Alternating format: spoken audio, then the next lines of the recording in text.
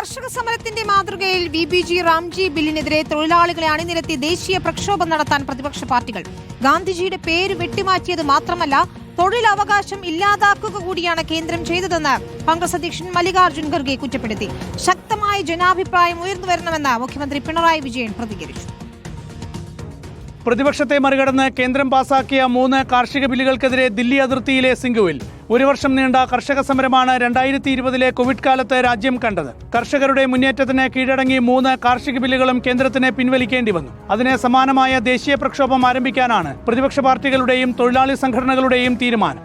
വരുന്ന 27-ന് സമരപരിപാടികൾ ചർച്ച ചെയ്യാൻ കോൺഗ്രസ് പ്രവർത്തക സമിതി ദില്ലിയിൽ ചേരും. റൈറ്റ് ടു വർക്ക് ये जो हक हमने दिया था उस हक को छीन ले रहे हैं. इसके लिए हम लड़ेंगे, आखिरी तक लड़ेंगे, सड़क पर लड़ेंगे. രാജ്യം ഭരിക്കുന്ന സംഘപരിവാർ സർക്കാർ കർഷകരെയും കർഷക തൊഴിലാളികളെയും വെല്ലുവിളിക്കുകയാണെന്ന് മുഖ്യമന്ത്രി പിണറായി വിജയൻ പ്രതികരിച്ചു. സംസ്ഥാനങ്ങളുടെ സാമ്പത്തിക നട്ടെല്ലൊടിക്കുകയാണ് കേന്ദ്രമെന്ന് ധനകാര്യ വകുപ്പ് മന്ത്രി KN ബാലഗോപാൽ പറഞ്ഞു.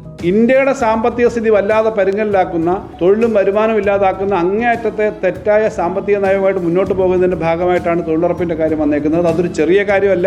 കേന്ദ്ര നീക്കത്തിനെതിരെ മൻരേഗ, സംഘർഷ് മോർച്ചയും കർഷക തൊഴിലാളി യൂണിയനും നാളെ രാജ്യവ്യാപകമായി VBG റാംജി ബില്ലുകൾ കത്തിക്കും. ഈ മാസം 22-ന് രാജ്യത്താകെ ജില്ലാ കേന്ദ്രങ്ങളിൽ പ്രതിഷേധ പ്രകടനങ്ങൾ നടത്താനും തൊഴിലാളി സംഘടനകൾ ആഹ്വാനം ചെയ്തിട്ടുണ്ട്. റിപ്പോർട്ടർ, ദില്ലി.